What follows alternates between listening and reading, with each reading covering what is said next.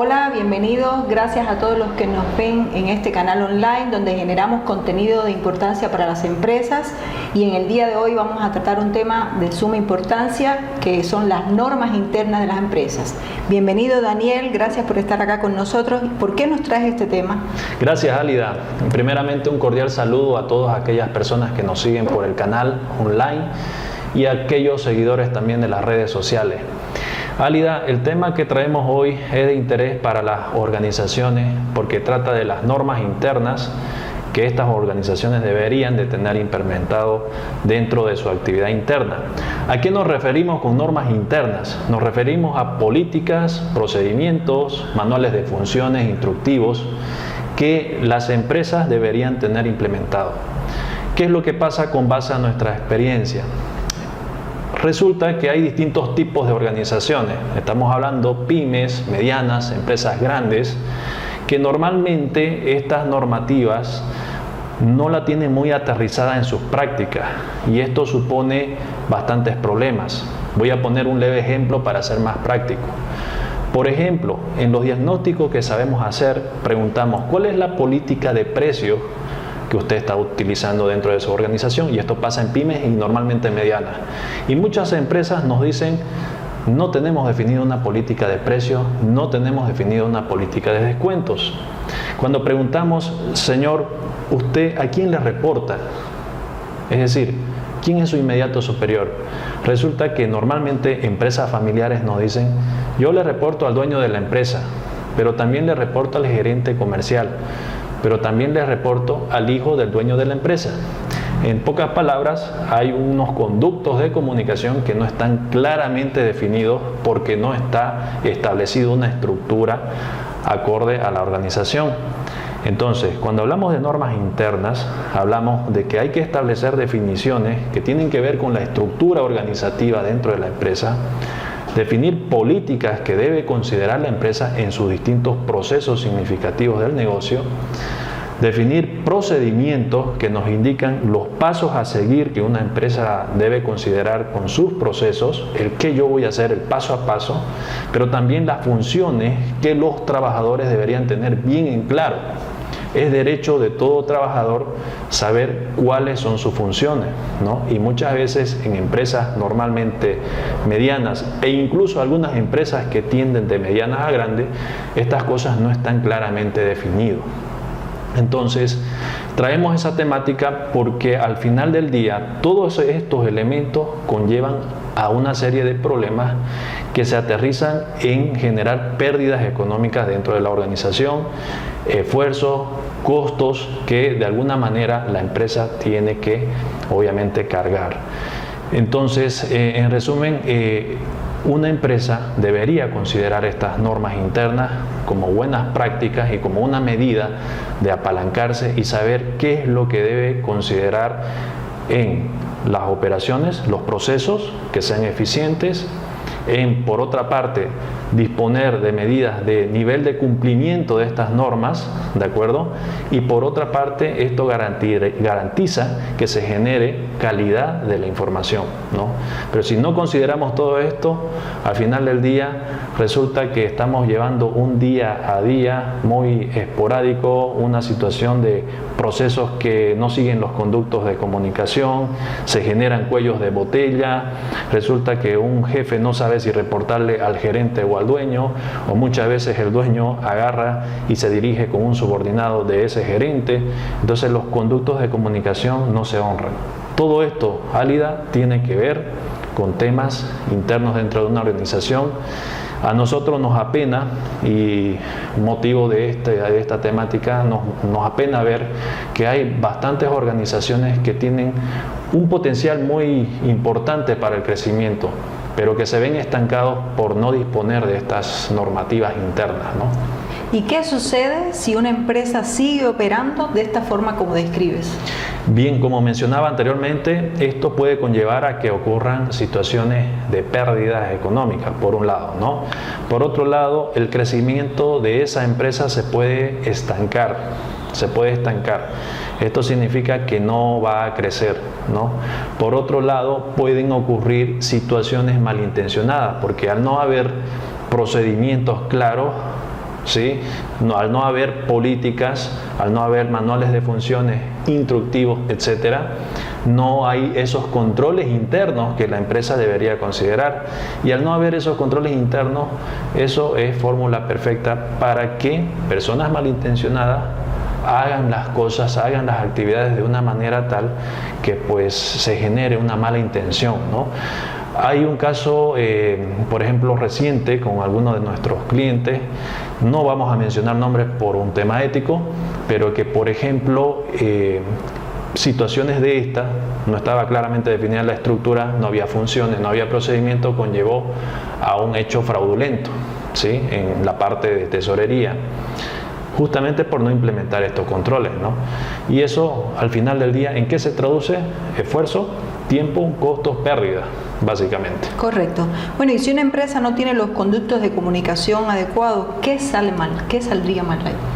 Si una empresa no tiene bien definidos esos conductos, básicamente se genera una serie de elementos donde no sabemos a quién reportar una situación, por ejemplo, de emergencia, o no sabemos qué lineamiento seguir, con quién dirigirnos. Eso es por falta de funciones, ¿no? En un manual de funciones debería estar claramente definido a quién yo le reporto. Pero si yo no sigo ese conducto de comunicación y me dirijo con otra instancia, estoy atropellando esas funciones, ¿no? que no corresponden. Hay muchas veces que los funcionarios hacen funciones que no les corresponde hacer. Es decir, yo puedo ser un contador, pero al mismo tiempo estoy siendo administrativo, al mismo tiempo estoy siendo tesorero, manejo el cash, el efectivo, y al final del día tengo inadecuada segregación de funciones, ¿no? ¿Por qué? Porque posiblemente las instancias de arriba se dirigen conmigo para que vea esos temas, no porque yo quiera hacerlo. Entonces, hay conductos de comunicación, normalmente pasan en empresas familiares, del padre, la madre, el hijo, que posiblemente el padre quiere ver elementos contables, el hijo quiere ver elementos de administración, la madre quiere ver aspectos de tesorería, y finalmente yo como subordinado termino haciendo de todo un poco, ¿no? Y eso confunde la gestión de una organización, por un lado, pero por otro lado sucede que cuando se rompe el conducto de comunicación, vamos a suponer que el dueño se dirigió conmigo, yo soy un jefe o un analista. Perfecto, entonces ya yo dejo de respetar a mi inmediato superior, que era posiblemente el gerente, ¿no? Y yo como analista me puedo ir directamente al dueño, sobrepasando la autoridad de mi gerente. Y eso no está bien, porque de alguna manera se genera el desorden, ¿no? También suele pasar esto porque no está claramente definido los conductos. ¿Y normalmente quién es el responsable de implantar estas mejoras? El responsable de todo esto tendría que ser de la alta gerencia, ¿no? La alta gerencia debería concientizar, tener esa conciencia de decir, ok, vamos a establecer normas internas dentro de la empresa, que consiste en las políticas, los procedimientos, los manuales de funciones. Si no existe este convencimiento por parte de la alta gerencia, estas cosas no van a funcionar. Siempre nosotros traemos un dicho que dice que si la cabeza está mal, no esperemos que del cuello hacia abajo las cosas estén bien. Entonces, tiene bastante atribución el hecho de que la alta gerencia se sienta comprometido con el control interno y con el uso de normas internas dentro de su empresa.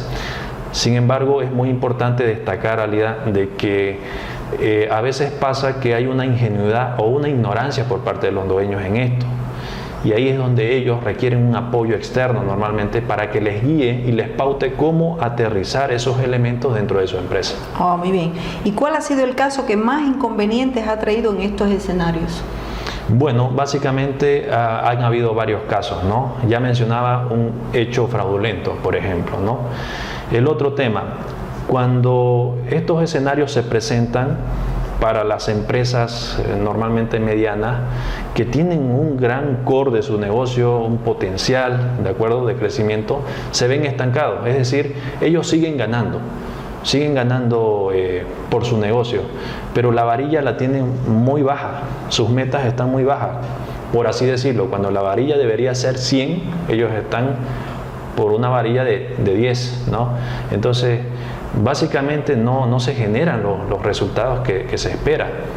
y los mismos dueños no se dan cuenta de ello, hasta que un externo viene y les dice: señores, ustedes podrían ganar más de lo que actualmente están ganando, ¿no? Si implementan algunas mejores prácticas dentro de su organización, como algunas políticas clave, tener planificación, ya sea planificación financiera operativa, planificación estratégica comercial, planificación operacional, y que tengan políticas claramente definidas. Pero ahí sucede que básicamente no consideran esto, ¿no? Y es por eso que conlleva un estancamiento. Piensan que están creciendo, sí, pero están con 10 y no con el nivel 100 que estamos diciendo. Es el ejemplo. Bueno, Daniel, ¿y por qué algunas empresas que no tienen implementadas estas mejoras les va bien? Bien, hay algunas empresas que por la naturaleza de su negocio es tan bueno que genera resultados. Pero como decía anteriormente, llega un momento donde las cosas que veníamos haciendo antes, al tiempo de hoy, ya no van a funcionar. Solo es cuestión de tiempo. ¿Por qué?